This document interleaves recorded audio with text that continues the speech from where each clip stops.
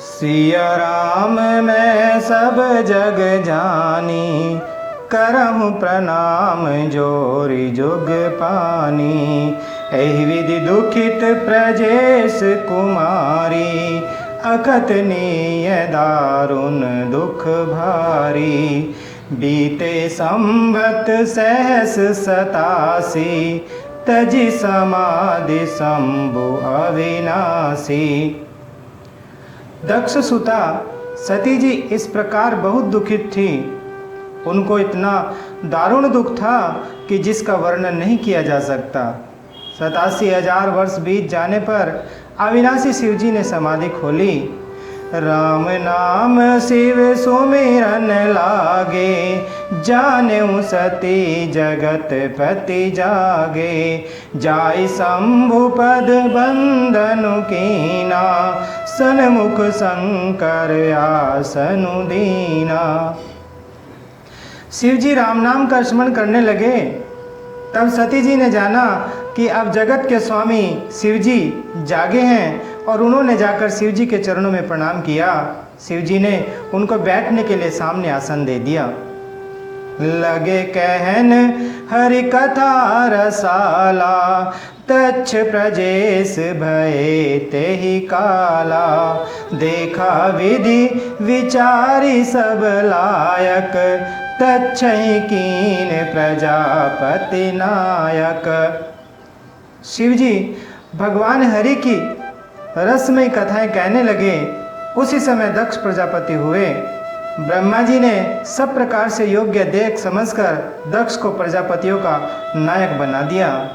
बड़ अधिकार दक्ष जब पावा, अति अभिमान हृदय तब आवा। नहीं कहूँ अस जन्मा जग माही, प्रभुता पाई जाई मद नाही। जब दक्ष जी ने इतना बड़ा अधिकार पाया तब उनके हृदय में अत्यंत अभिमान आ गया।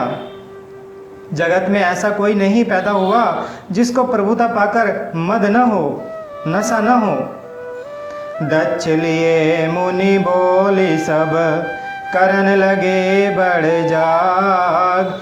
नेवत सादर सकल सुर, जे पावत मख भाग। दक्ष ने सब मुनियों को बुला लिया और वो बड़ा यज्ञ करने लगे। जो देवता यज्ञ का भाग पाते हैं, दक्ष ने उन सब को आदर सहित निमंत्रण दिया। किन्नर नाग सिद्ध गंधर्वा, बदुन समेत चले सुर सरवा। विष्णु विरंचि महेशु बिहाई, चले सकल सुर जान बनाई। दक्ष का निमंत्रण पाकर किन्नर नाग सिद्ध गंधर्व और सब देवता अपनी अपनी स्त्रियों से चले। ब्रह्मा विष्णु और महादेव जी को छोड़कर सभी देवता अपना अपना विमान सजाकर चले। सती बिलो के व्योम विमाना, जात चले सुंदर विधि नाना। सुर सुंदरी करही कल गाना, सुनत श्रवण छूटहि मुनि ध्याना। सती जी ने देखा अनेकों प्रकार के सुंदर विमान आकाश में चले जा रहे हैं। देव सुंदरियां मधुर गान कर रही हैं, जिन्हें सुनकर मुनियों का ध्यान छूट जाता है। पूछे तब शिव कहे बखानी, पिता यज्ञ सुनि कछु हर्षानी। जो महेश मोहि आय सुदेहि, कछु दिन जाई रहो मिस एही। सती जी ने विमानों में देवताओं के जाने का कारण पूछा। तब शिव जी ने सब बातें बतलाई। पिता के यज्ञ की बात सुनकर सती कुछ प्रसन्न हुई और सोचने लगी, यदि महादेव जी मुझे आज्ञा दें तो इसी बहाने कुछ दिन पिता के घर जाकर रहूं।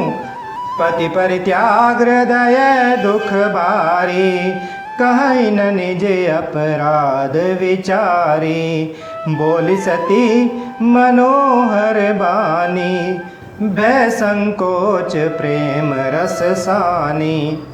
क्योंकि उनके हृदय में पति द्वारा त्यागी जाने का बड़ा भारी दुख था, पर अपना अपराध समझकर वे कुछ कहती न थी।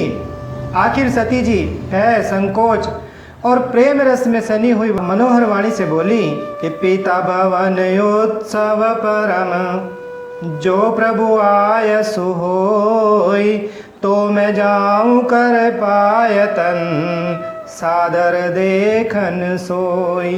हे प्रभु, मेरे पिताजी के घर बहुत बड़ा उत्सव है, यदि आपकी आज्ञा हो तो हे कृपाधाम, मैं आदर से ही तुझे देखने जाऊं। कहे उनीक मोरे हूँ मन भावा, यह अनुचित नहीं नेवत पठावा। दक्ष सकल निज सुधा बोलाई, हमरे बयर तुमऊ बिसराई। शिव जी ने कहा, तुमने बात तो अच्छी कही, यह मेरे मन को पसंद आई, पर उन्होंने न्योता नहीं भेजा, यह अनुचित है। दक्ष ने अपनी सब लड़कियों को बुलाया है, किंतु हमारे वैर के कारण उन्होंने तुमको भी बुला दिया। ब्रह्म सभा हम सन दुख माना, तेहि ते अजहूँ करही अपमाना। जो बिनु बोले जाहूँ भवानी, रही न सीलु सने हुन कानी। एक बार ब्रह्मा जी की सभा में हमसे अप्रसन्न हो गए थे, उसी से वे अब भी हमारा अपमान करते हैं। हे भवानी, जो तुम बिना बुलाए जाओगी तो न शील स्नेह ही रहेगा और न मान मर्यादा ही रहेगी।